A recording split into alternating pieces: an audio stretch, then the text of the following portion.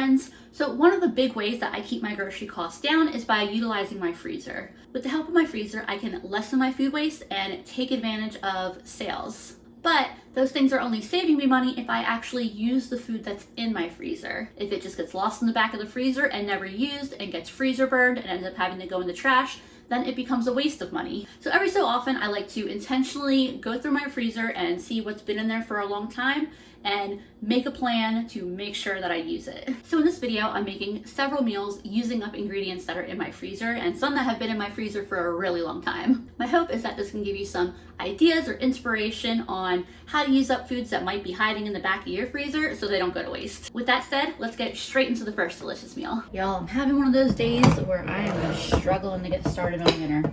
I'm making chili tonight. It's not even a particularly labor-intensive meal or anything. It's the getting started part that is causing me issues here.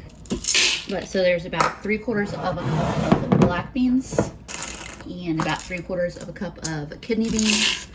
I'm gonna give these a rinse and get them going in my pressure cooker. Get some water in there.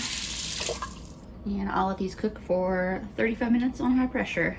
I pulled out a brick of ground beef from my freezer downstairs and I just put this whole package in a container of cold water. It doesn't take long to defrost when you freeze it flat like this. It's like 10 or 15 minutes. I'll get that browning up in my big Dutch oven here.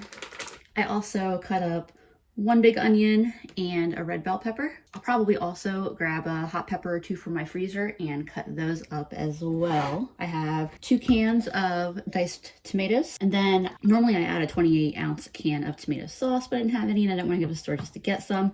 So I have this crushed tomatoes with basil, and I think that that'll work out okay. I also have some tomato paste in my freezer that I can always add if I need to. My meat needs a little bit more here, but I'm gonna throw in my diced onions as well, so that way they can start cooking. And I found a couple cloves of garlic that I'm gonna chop up to add as well. All right, my onions have been cooking there with the ground beef for a few minutes, so I'm gonna add my garlic. I pulled a frozen cayenne out of the freezer and chopped that up, and then my red bell pepper. And I'll let all of that cook together for a few minutes before I add in the tomatoes and the beans and my crushed tomatoes that we are subbing for tomato sauce. I do like to add my seasonings just to the meat and veggies here before I add everything else. So I've got some garlic powder and some onion powder, and I know I have both garlic and onions in here, but in my opinion they taste different. I'm adding some of this Badia complete seasoning, and I don't always add the exact same seasonings to my chili, just FYI, and then chili powder.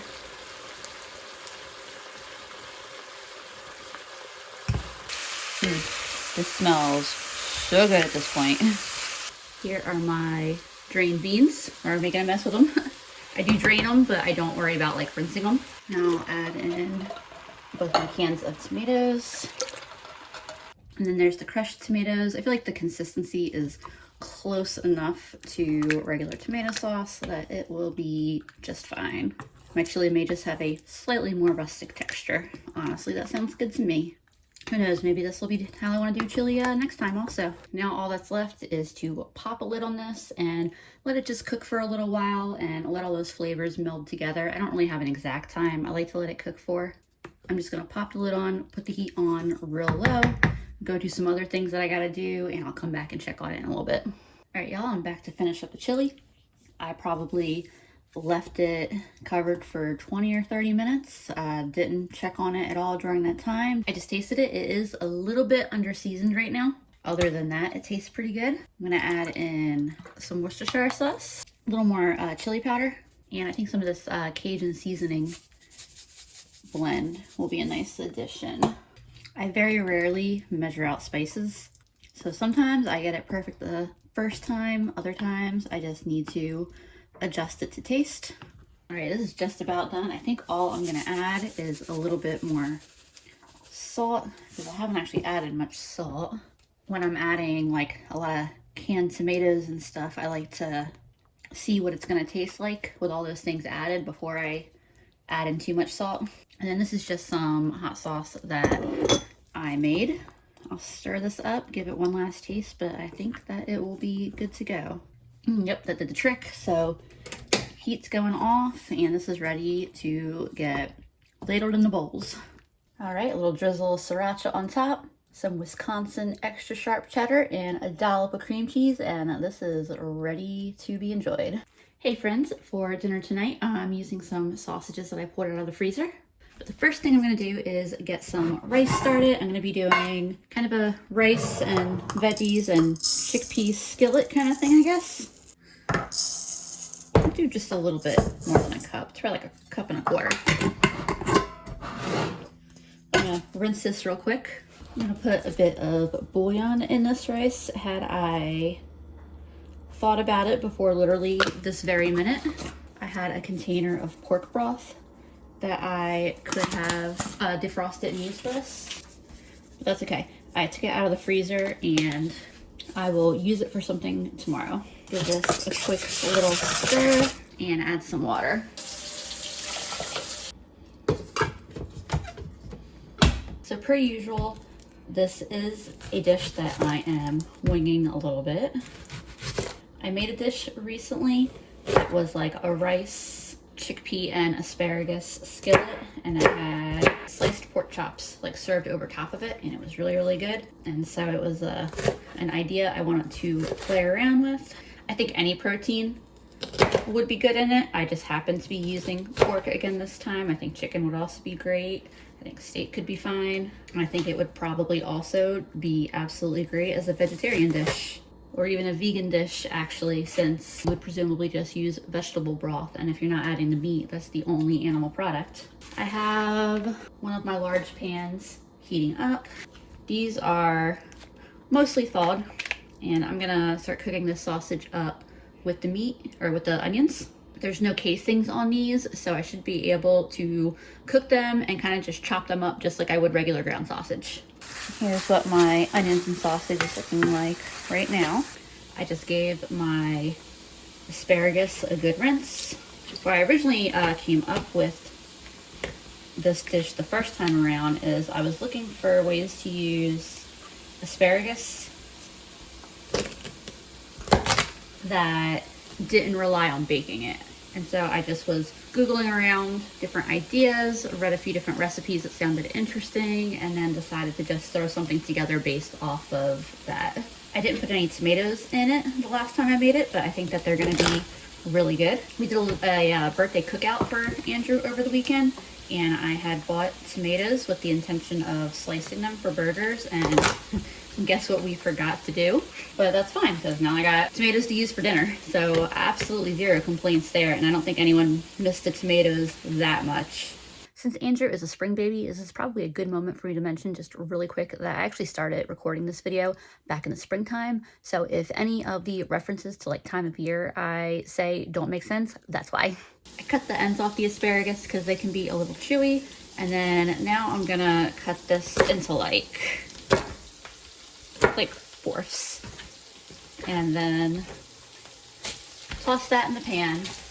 It shouldn't take very long for the asparagus to cook.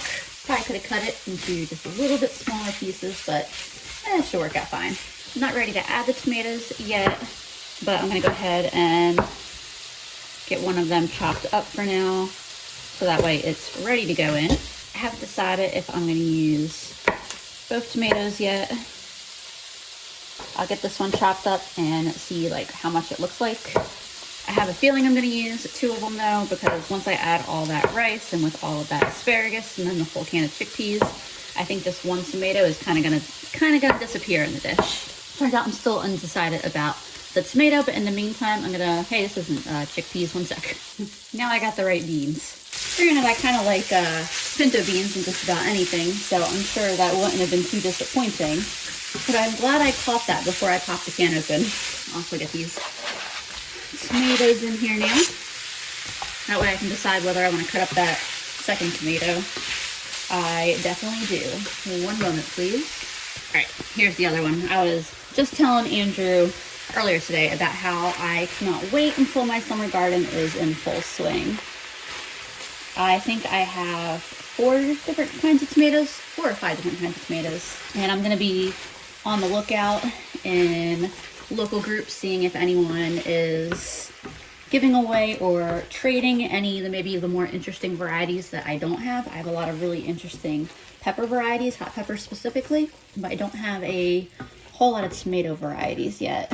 My asparagus is pretty much done, as well as my sausages and onion.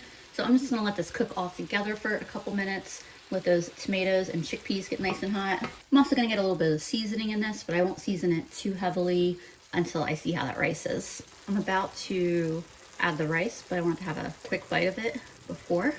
That is absolutely delicious as is. I think you could probably get away with just putting that into a bowl and omitting the rice if you didn't want the carbs, the calories that the rice adds. And turn the heat off before I add the rice because I don't want it getting too hot and sticking to the bottom. We do love our rice in this household, so that's what we're gonna add. And then obviously if you wanted to do a brown rice or some other kind of rice, you absolutely could. Do whatever fits your dietary needs, your preferences. I'm all about taking dishes that look really, really good and adapting them to what fits my needs. Like I said, I didn't have tomatoes last time, and I think the tomato adds so much to this. Try to get a little bit of everything here. That is absolutely perfect. I do not need to do a thing to it, add anything. It is ready to eat. Delicious. Tonight for dinner, I'm gonna do something with this raw pork shoulder. I have a few of these in my freezer. I haven't actually cooked one yet. One of the frozen chunks, not pork shoulder. I cook pork shoulder all the time. The reason why I have these chunks is because usually when I buy a pork shoulder, it can range anywhere from like 6 to 10 or 11 pounds. And I try to buy them not more than 9 pounds because that's the absolute maximum that my pressure cooker can handle, which is my preferred way of cooking it. And so the couple times when I've just had more than can fit in the pressure cooker, I cut off, it's around a pound or 2 of meat, and sealed it up and popped it in the freezer, intending to make it later. I feel like this is the right amount for a single dinner. I went ahead and weighed it real quick, and it is just shy of 24 ounces. It's like 23.93 ounces. See if I can get this foil off while it's frozen. I might need to run it under some cold water real quick. Here's what that chunk of meat looks like. Usually I sear my pork shoulder before I put it in the pressure cooker, but since I didn't take it out last night and I'm just gonna cook it from frozen, I'm just gonna pop this right in the pressure cooker as is. I'm adding a cup of water, and I'm gonna be coating this in barbecue sauce. So I don't know if I really need to season it, but we'll just get a little bit of salt and pepper in there. I set this for 75 minutes. I will come back later and let you know if that was the right time. I'm gonna do sweet potato fries and then pop open a can of peas. All I've gotta do to have my sweet potatoes ready is add a little bit of oil and then whatever seasonings I want. So I'm adding salt and pepper and a bit of garlic. I don't season my sweet potatoes quite as much as my regular potatoes do. And then this just gets combined. I'll dump all this out on the pan and I'll put it in the oven for 20 minutes and check on them and probably like just move them around the pan a little bit, and then they'll go back in for another like 5 or 10 minutes depending on how much it looks like they still need to cook for. Here is that pork. I've shredded it up. I hate trying to get the bottom of this these bottles out. And I have another one. I'll probably put enough to lightly coat everything, and then anyone who wants to add more can add more to their individual sandwich. I'm also gonna get some of this Slap Your Mama seasoning in there, and we're gonna be eating this on hot dog buns tonight. We have leftover hot dog buns from Andrew's birthday cookout. Despite having exactly the number of buns as we had hot dogs, and despite having cooked and eaten all of the hot dogs, we somehow have a full pack of buns left. Since my oven was still hot, I toasted my bun for a couple minutes. One of my friends brought over this habanero wing sauce. I don't know if it's really a proper accompaniment to Sweet Baby Ray's, but I'm gonna do it anyway. It has a really nice kick to it. And then I have Just as a can of peas heated up. Normally I just add salt to canned peas, which actually some of y'all will be like, Lisa, you're adding salt to canned peas. Not a lot, but I actually had to add butter to these ones. They're just a Harris Teeter grocery store brand of peas. It's so weird. Canned veggies, not even canned veggies in general, canned peas, for whatever reason, taste so dramatically different to me across different brands. And as someone who has had canned peas consist of their entire meal before, these Harris Teeter ones, they're not it. My dinner plate for tonight, some Hawaiian rolls would obviously be nice, but I'm just working with what I have. Gotta use these buns before they get stale. It's toasted, it's gonna be nice and delicious. And I'm excited to get another thing that's been in my freezer for a while out of the freezer so it doesn't go to waste. Hey y'all, for dinner tonight, I'm making what I'm just gonna call right out the gate as a jambalaya inspired dish. I know it's a very regional dish and that it'll change based on where you are. I know that some recipes take a lot longer to cook than others. They use varying ingredients. So we're just gonna say that this is inspired by jambalaya. But I have some oil heating up in my pan over here, and I'm gonna start out by chopping up my onion, celery, and green pepper. And then I also have a cayenne that I pulled out of my freezer. I also started a cup of white rice in my rice cooker, and I have a smoked sausage that I pulled out of the freezer, and I was wondering what to do with it, and Andrew specifically requested this for dinner. That one was a spicy onion, just got me watered up a little bit. By the way, these hot peppers that I have in my freezer from last summer's garden, they do so well in the freezer. They thaw really quick. They seem almost as fresh as if I had just picked them. They do very, very well in the freezer. My veggies will saute for several minutes, and in the meantime, I will cut up my sausage. I had the foresight to pull it out of the freezer and leave it in the fridge overnight, which gave it plenty of time to thaw. I know I don't want to do big rounds. Like, I don't want to just like cut, slices like that. I'm trying to decide if I want to cut little half moon shapes or if I want to cut it smaller. I just like cutting them smaller because it always feels like it goes further. Like, it feels like there's a lot more sausage in the pan, The decision was made. I'm gonna do the little half moon shapes. I think this will be a good sausage for this dish. It's just got a little tiny bit of spiciness to it, and the smoked flavor is really nice. Get some sausage in there, and I'll get this tomato cut up too. I could stop right now and put this over my rice, and it would already be amazing. I love the sausage and veggies like this. I'll add my tomatoes, some Cajun seasoning, some garlic powder, onion powder, some black pepper, and some paprika. I lied. Now that it's coated in all this seasoning and it's got those tomatoes in there, now I would absolutely love to put it on that rice right now. But I'm gonna add some tomato paste that has been in my freezer for quite a while. That's just some ice on it. That's not like mold or anything. I used to use tomato paste, felt like a can a week probably, and then I haven't used it in quite a while, so I got tired of my little bowl being in my freezer. That was still mostly frozen because I had just pulled that out of the freezer when I started dinner. Finally, I've got 2 cups of broth I'm gonna add. So I haven't added any salt to this because I figured the broth would be pretty salty, and then that smoked sausage is pretty salty. And this will cook with the cover on for just a few minutes, and then it should be ready to eat.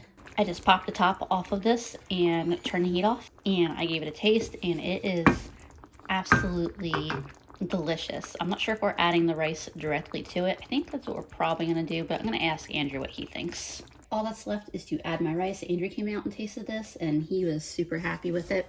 I definitely could have cooked the rice in it instead of on the side and adding it, but I felt like cooking it in the rice cooker just shaved a little bit of time off my dinner. And it's just what I wanted to do. That is gonna be fantastic, I bet. I try to make myself a modest dish and not put half the pan in my plate.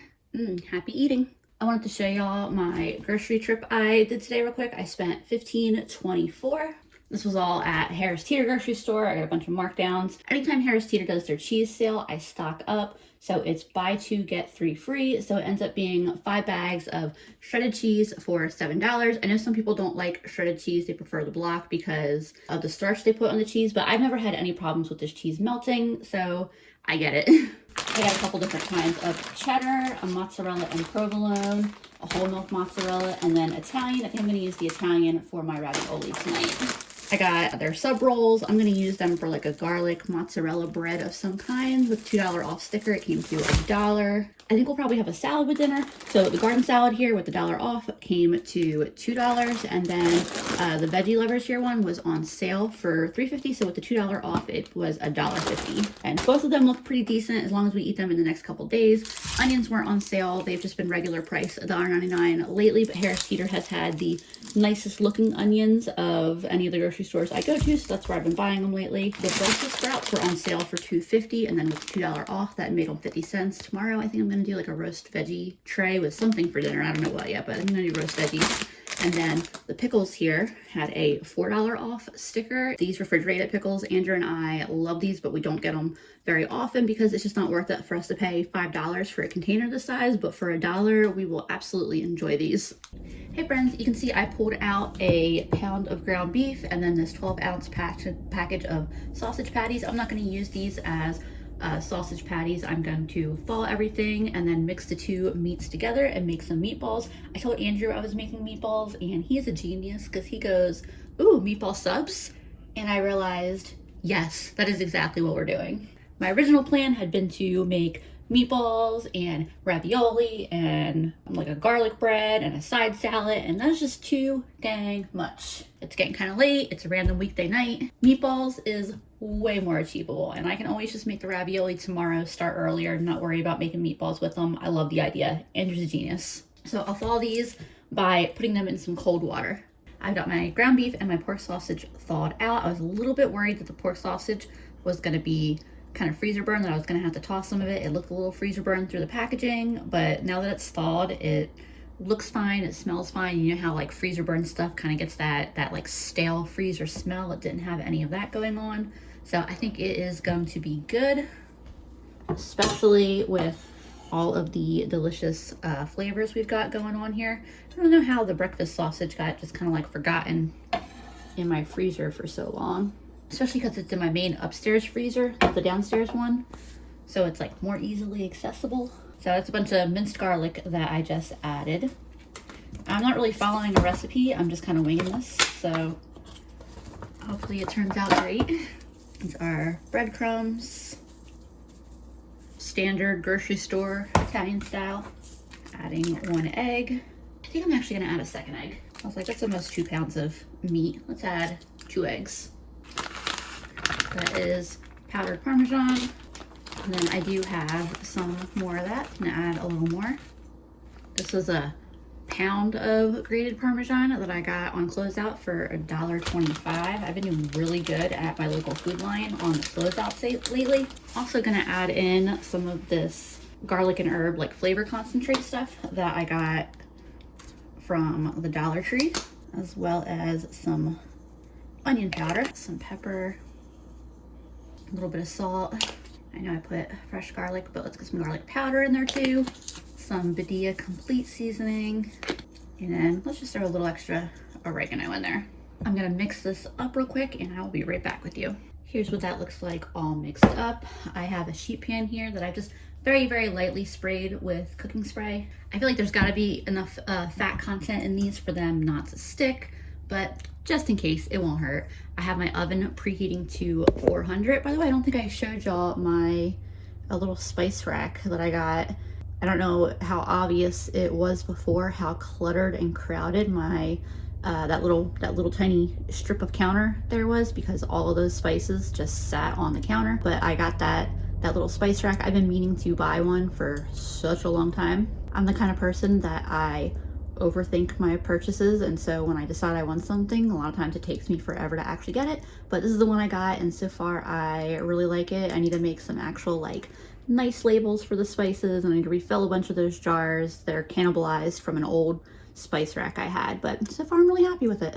Anyway, back to this. I have these little mozzarella balls here that the regular price was like a $10 container of mozzarella, which is absolutely insane to me, but it was marked down to just over $2. This is probably a waste of some really nice mozzarella for me to stuff them inside of meatballs, but it's what I'm gonna do anyway. It's a good thing I don't have a camera pointing on me, because I went to smell this and immediately like tilted it just a little too much and spilled it on me, on the counter, on the floor. If you're clumsy with that kind of thing, I can relate. I took the mozzarella out so I could count them, and in case I want to use the oil and seasonings here, like maybe pour it on the bread or sandwiches or something like that, I'm not getting it contaminated with raw meat as I reach in for the mozzarella balls. We're gonna attempt to make 17 evenly sized meatballs. We'll see how successful that goes. I haven't done stuffed meatballs before, so I'm not really 100% sure on the best way to stuff these. So please excuse my trial and error here. Although that first one, that's pretty good. They like that size. I'm just gonna keep stuffing these just like this. We'll see how much of the meat gets used. That'll determine whether I just add a little bit of meat to make all 17 larger or make a few without cheese. I will figure out and decide what I'm gonna do with that. Maybe we'll get lucky and I'll just get 17 right off the bat. Here's what I ended up with. I have 17 filled meatballs, and then these 3 over here are just 3 plain meatballs that I made real quick with the extra. I'm gonna put these in my 400-degree oven for 20 minutes and then check on them. While my meatballs are cooking, I'm gonna start getting my bread ready. Tell you, whatever pan they cook this in is a weird loaf shape. I was trying to decide how much to cut, because I know that Andrew will have a large meatball sandwich, whereas my mom and I will not have ones that are quite so large. So I think I'm gonna prepare this amount of bread tonight, and then we'll have this left that we can have a sandwich or two. At least a couple of us probably can have sandwiches tomorrow. That or Andrew will just eat this whole thing for lunch. He's next to me nodding his head. By the way, look at my little bouquet of flowers I cut from my garden before we had our killing frost last night. Let's see if this butter is soft enough to spread, or if I need to soften it a little bit. A problem that I wouldn't have had all summer, and then now it has cooled down enough in our house that the bread at room temperature stays very solid. Maybe if I just set the dish on the oven for a couple minutes where it's warmer. I know I said 20 minutes, but I actually set it for 10, because I was thinking I would want to flip them if I can do it without them rolling everywhere. And then I'll put them back in for another 10, but it looks like they're cooking really nicely. These are looking gorgeous. Put them back in for another 10 minutes. And that's feeling pretty good for how long they should take, because they're cooking pretty quickly. All right, I had to go the microwave route to melt it. So I've got a little bit of fresh minced garlic here. I just pulled the meatballs out. You can probably hear them sizzling. Had a little bit of mozzarella escaping them, but I'm sure that will be just fine. I'll make sure that gets on the sandwiches. Adding a little bit, oops, or a lot on that end, a little bit of that grated Parmesan, and then let's go ahead and drizzle a little bit of that oil from our mozzarella here. I still have my oven at 400. I'm gonna pop the bread in for like 5 minutes and then decide if I want to put it under the broiler. I just want to give the garlic a few minutes to cook on the bread. While the bread is in the oven, I'm just going to heat up a little bit of spaghetti sauce. Nothing special. This is just a jar that I'm rotating out of my emergency kit, which I've been meaning to do a video on forever. My hands are oily. I actually did a video once on it, probably a full a year and a half, 2 years ago, about a year and a half, and I didn't like the video, so I ended up deleting it. So I definitely don't need to use the whole jar. And then here's what the meatballs came out looking like. Look how gorgeous that bread looks. I did put it under the broiler for 2 minutes after the 5 minutes in the oven was up, because the edges were getting really crispy and the middle here wasn't really. So I switched it to the broiler, 2 minutes, kept a real careful eye on it. I think it is perfect. I debated grabbing out a bag of that shredded mozzarella and provolone to melt on this, but ultimately I decided it's a step that's not really necessary. I'm okay going without. I'm going to whip up a sandwich with this and add a little side salad to it. Here is what my dinner looks like, my little salad and my sandwich here. Put a little bit of extra Parmesan on there. I'm really excited to eat this. I just took 2 meatballs. I already ate a third one. Obviously I had to taste it and making sure it was done. They taste absolutely delicious. They're moist and flavorful, exactly what I want out of a meatball. So this is a solid dinner for me tonight, and there's probably enough that I think we'll all be able to have meatballs for lunch tomorrow. So I have that to look forward to. Hello, it is Monday evening. I just did a little shopping out of my freezer. I have all these rolls that I never did anything with, and I think I'm actually just gonna make breadcrumbs with them. I got them for free.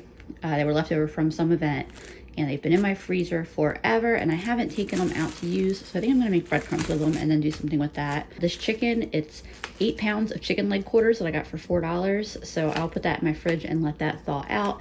And then this back here should be a ham bone. We'll probably have that for dinner tonight. The great thing about when I use ham bones is I don't need to worry about thawing them in advance. So that'll probably go for dinner tonight. Andrew specifically mentioned he'd love a soup, so haven't decided which one yet, but that's probably the plan for dinner tonight. I mentioned earlier with that ham bones that I was probably gonna make a soup, which is what I'm gonna do. I'm gonna make one of Andrew's favorites that I make. And so first thing is to get some beans started.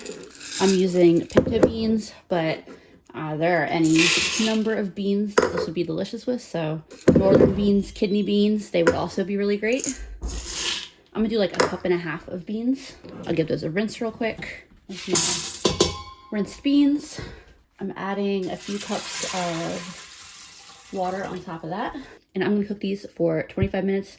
That's not enough time to fully cook the beans, but I'll be adding some more ingredients and then finishing up cooking them. I am back sometime later. My timer's been done for a while, but that's the beauty of a dish like this, is I can start the beans and just come back to them whenever I'm ready for them. I did have a slight moment of concern where I was like, man, wouldn't it be funny if I unwrapped this and it was like a pork shoulder or something instead of a ham bone? My beans are good. This is a good sized chunk, so I'm gonna put this in first to make sure that it does fit, especially as I start adding in all of my veggies and such.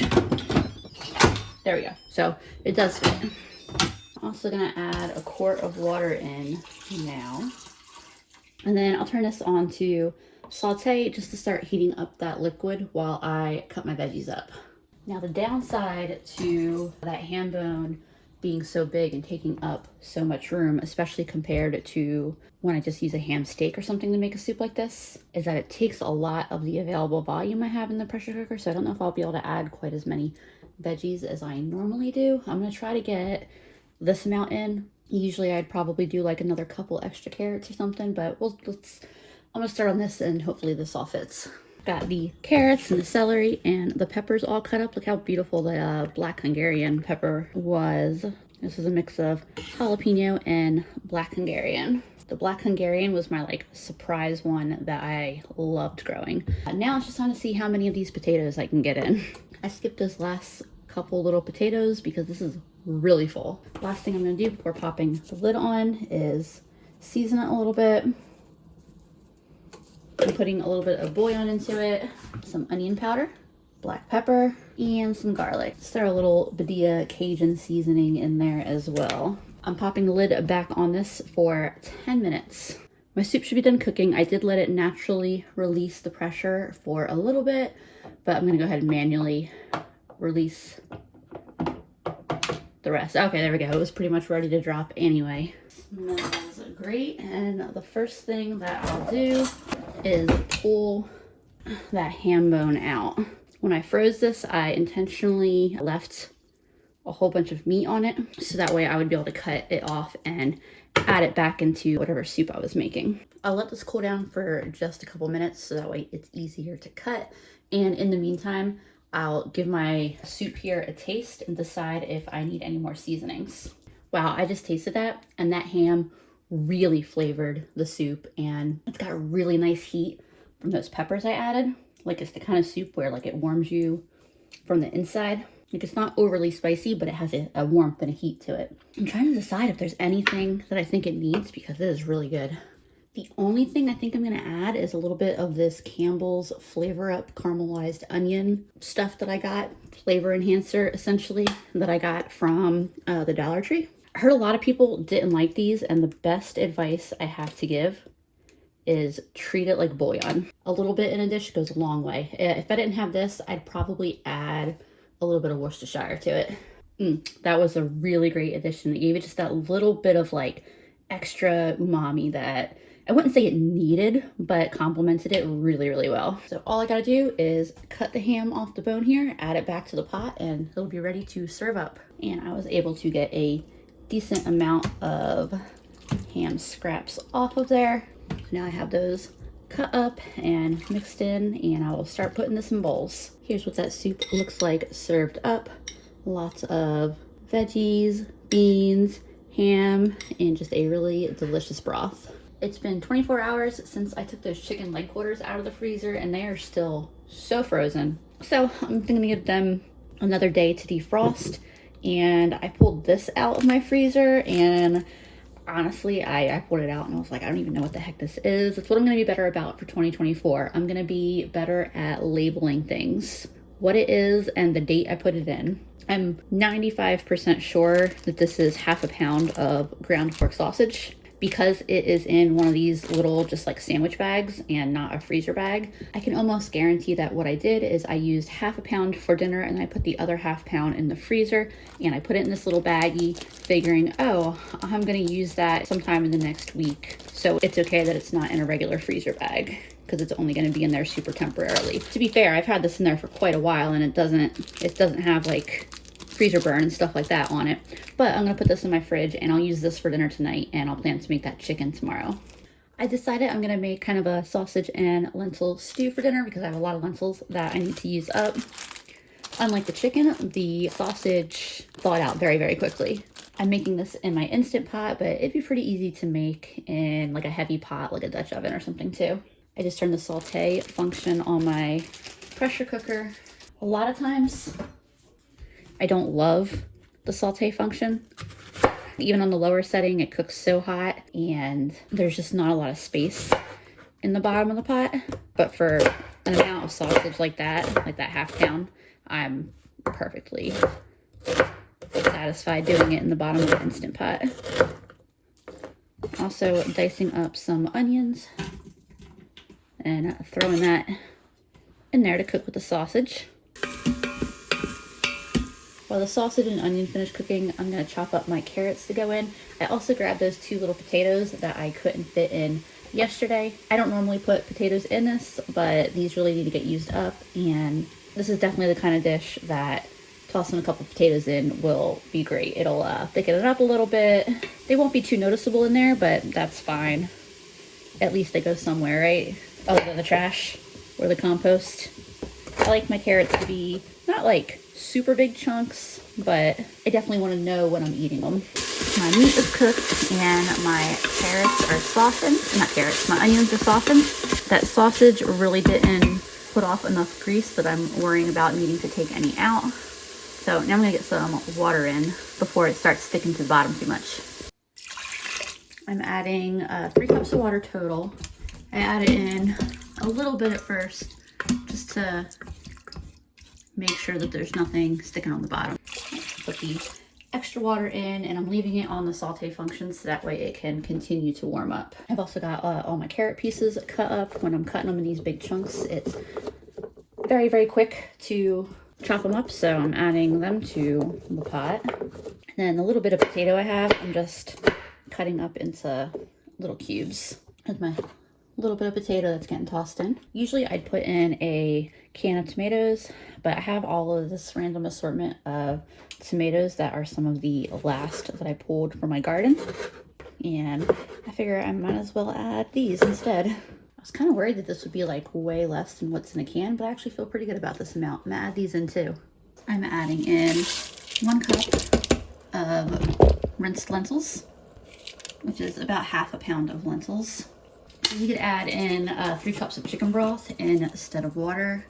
I'm using bouillon, as well as black pepper, garlic powder, a little bit of red pepper flakes, which I'm almost out of, some onion powder, and then finally I'm going to do some of that Campbell's flavor stuff. This one is the garlic and herb.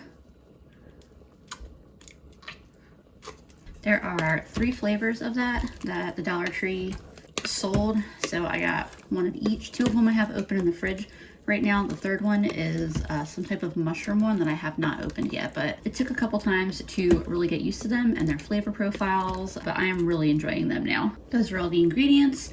This is ready to go under pressure, and I'm gonna put it under pressure for 15 minutes. And then this definitely isn't necessary, but I like to add a little bit of rice, so I'm gonna rinse a cup of rice and get that started in my rice cooker. Once the timer on the pressure cooker goes off, it only needs to release the pressure for like 10 minutes, and then you can quick release the rest of the pressure. I left it for a few minutes longer since I was doing something else. That looks delicious. I wasn't sure I had any, but I looked in the fridge and I have some spinach that I just chopped up, and I'm gonna add that. I think it adds a really nice pop of color. I mean, there's lots of color in it, but the green is a really nice addition. The heat of the Instant Pot will cook that spinach up enough all by itself. It doesn't need to go back on the saute or anything like that. You can also just pop the lid back on for a minute. This can be ladled into a bowl and eaten as is, but like I said, I like to add rice. So there is my cooked rice that I'll add in. Let's just get this rice stirred in real quick, give it a taste, and it'll be time to eat. So my favorite way to eat this dish is with a little grated Parmesan sprinkled on top of it, and then just a little drizzle of soy sauce. And now it is perfect. I'm pretty sure my chicken is fully thawed, and if not, it's close enough that I can put it in some cold water and it'll finish thawing really quick. So I started making some breadcrumbs that I'm going to use to coat my chicken. I'm just using this little immersion blender food processor attachment. I should have opened my buns, and so that way they could really dry out on the other side too, because they're nice and stale on one side and a little bit soft still on the other, but that's okay. We can make it work here.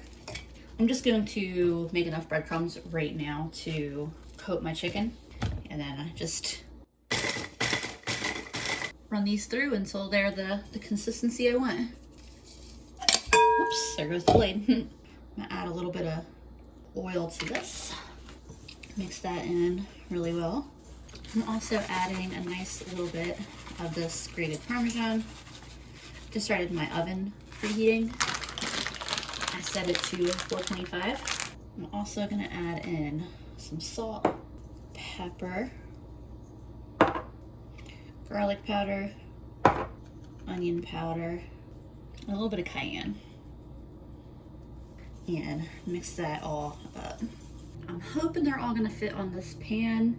They're pretty big. I can't tell if there are just four big chicken quarters or 5. Like I said, it's 8 pounds of leg quarters. So the chicken leg quarters I get at Food Line don't usually have the spine still attached. The ones I got from Harris Teeter do, which, I mean, it feels a little bit lazy, but not a big deal. I think what I'm gonna try doing, it looks like I have 6 of these, 6 or 7 of these. I might have to use 2 pans. I'm not sure. I'm gonna play some chicken Tetris here on this pan. So I'm pretty much just trying to get a nice coating on both sides of the chicken here. I think it would stick a little better if the breadcrumbs had been a little drier, but that's all right. What I'll actually probably use the rest of those rolls for is to make stuff like croutons, maybe stuffing, All right, I've got one more. I'm trying to figure out, and it's not necessarily as big as the others, but I'm trying to figure out if I'm gonna be able to fit on that pan. All right, chicken Tetris. It's more overcrowded than I like it, but that's okay. So after I wash my hands here, I'm gonna pop this in the oven and cook it for, I think I'll check on it after, I'm just gonna do 45 minutes, actually. 425 for 45 minutes. I sanitized my counter and now I'm gonna get some veggies ready. I'm gonna do a little tray of roast veggies. I'm just cubing these real quick and tossing them in oil and spices and getting them on the pan. You ever wish you could like hit undo when you're cooking something? Because I actually cut that a little bit on the thinner side than what I was wanting to go for. And then this piece here is way on the thicker side. See, that was more what I was wanting to go for. A little bit of oil, salt and pepper. Give these a little toss and everything, and then onto the pan. And then these are those Brussels sprouts that I got the other day. Basically, I just cut the little end of it off where it was attached to the plant and cut them in half. Same thing, toss them in oil, salt and pepper. I'm gonna fill out the rest of the pan with whatever carrot I can fit on there. All right, I'm getting these in with the chicken now. The chicken's got 15 minutes left. And at that point, I'll take the veggies out and give them a little shake on the pan and then put them in for probably like another 15 minutes. That chicken smells so good and the breadcrumbs on top look beautiful. The chicken is out and gorgeous. Besides being excited to eat this chicken in a few minutes here, I'm also excited that it's out of my freezer. And then here are my cooked veggies. And then there is what my finished plate looks like. Big, delicious chicken dinner. It's finally happening, y'all. I've been talking about it for months. I'm finally doing it. It's like 80 degrees outside, so I've got the garage door part open. Just got the hose going outside. I know I gotta clean up those leaves. It's been about an hour, and I'd say we're about halfway there. Hour 3, it's getting dark outside, but we are almost there. I feel so silly. Andrew was like, does that have a light? I'm like, I've never seen one. I removed the little plastic cover because he saw this thing, which obviously that would be for a light. And yeah, I don't think this light has ever worked while I've had this freezer, and I've had this freezer since like 2007 or something. But yeah, so I'm definitely gonna try to find a bulb that I can replace that with. Y'all can see I am in the final stretch here. I am ready to be done. I'm just using a warm rag to kind of help out here as these big chunky parts that are around the coils start coming off. I know you can expedite this process with a hairdryer, but I don't have that kind of hairdryer anymore. I use one of the brush hair dryers these days, and I don't want to do anything too harsh. I don't want to do anything to hurt these coils. This freezer is from 1986, so when it goes, I don't know if it is repairable or not, and I don't know if like the cost of repairing it will be worth it. So I'm just gonna try to take good care of it while I have it. All right, y'all, I just put all the food back in the freezer, and I wasn't gonna bother showing it to you till tomorrow because I was like, I'll open the garage door to let the light in. But this is the weirdest thing. So apparently I have light now. I hope that once it gets fully cold that it doesn't stop working, but that's an exciting development. So it's been several weeks and that light still works. So I guess it just works now, which is really awesome. I hope you saw something in this video that was helpful for you or gave you a good idea on how to use up the things that are in your freezer. As always, I appreciate y'all so much, and I will see you again soon.